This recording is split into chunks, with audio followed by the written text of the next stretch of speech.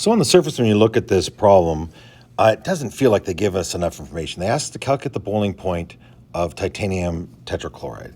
In essence, what we know is happening here is we have TiCl4, and it's a liquid, and it's turning into a gas. This is what we have going on here. Now, while it looks like we don't have very much information, we do actually have a couple of things in our disposal, and they give us a hint here that we need to use the thermodynamic information from the ALEKS table. And when we look at our thermodynamic information, what we do know is that our go-to equation always when we're dealing with thermodynamic stuff is change in G is equal to change in H minus T change in S.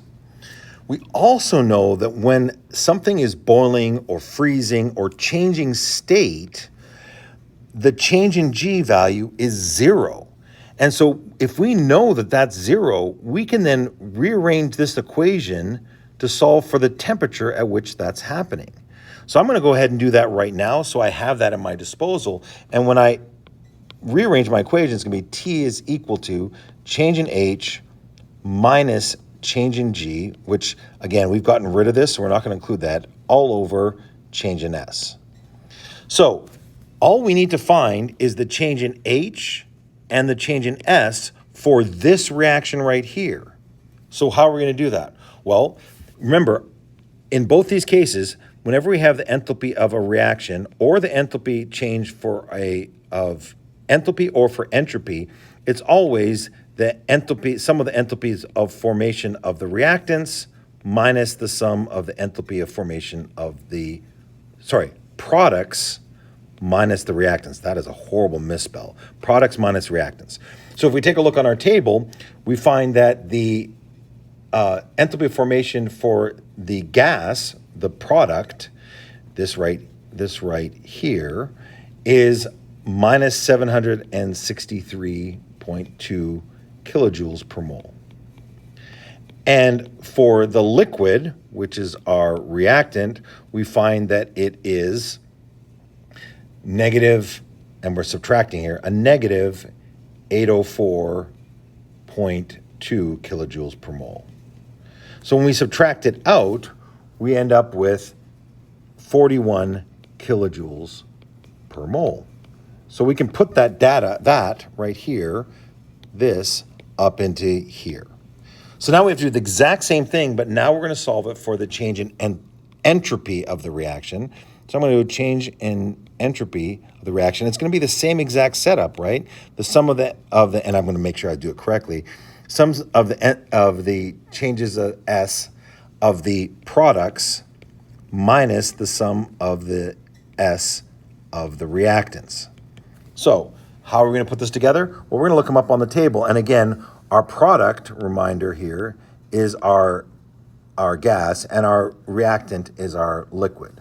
So we're going to go over here, looking up on the table. Again, it'd be much better if I had the table open, but I'm kind of low budget here. And I'm going to pull it off from a table I've already gotten it from. And it's going to be equal to the 353.2 joules per Kelvin mole here. And we're going to subtract on the other side 252.3 joules per Kelvin mole here.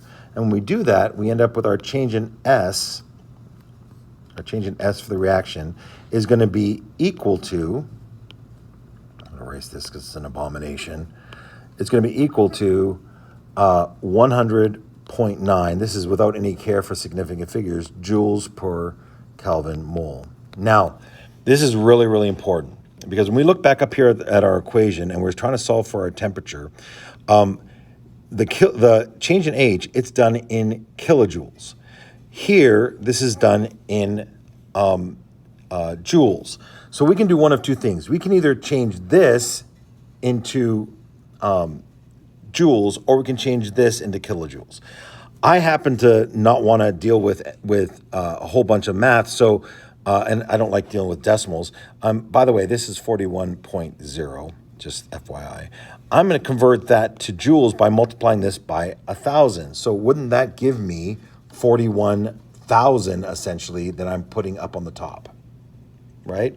So I can do one of a couple of ways here. I'm going to do this. I'm going to write 4.1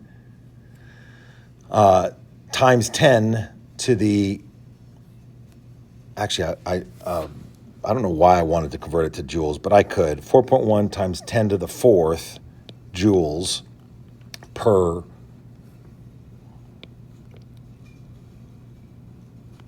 mole. And on the bottom, I'm going to have my 100.9 joules per Kelvin mole. Now, as messy as this all is, the way I've set it up, it's going to allow me to cancel out units. So see how my joules here are going to cancel out with this. My moles are going to cancel out with this. And I'm going to take 1 divided by some value, it's nothing right here, all over 1 over k.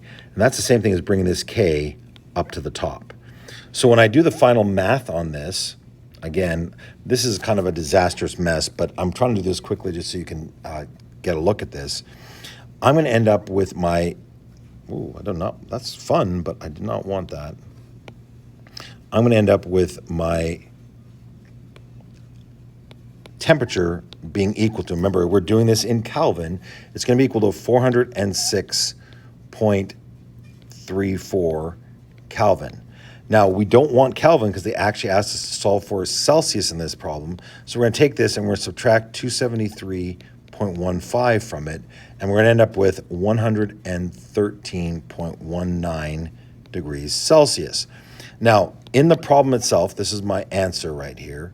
In the problem itself, they ask us to write it in to the nearest degree. So over here, I'm going to write this as 133 degrees Celsius. Again, the two keys to remember on this one is when you are ever dealing with any sort of change in G equals change in S minus C change in D, this is in Kelvin, this is in joules, and this is in kilojoules. Between these two, they have to match up. And the other thing to bear in mind is if we ever are having a change in state, this is equal to 0. Hopefully, it's been helpful for you.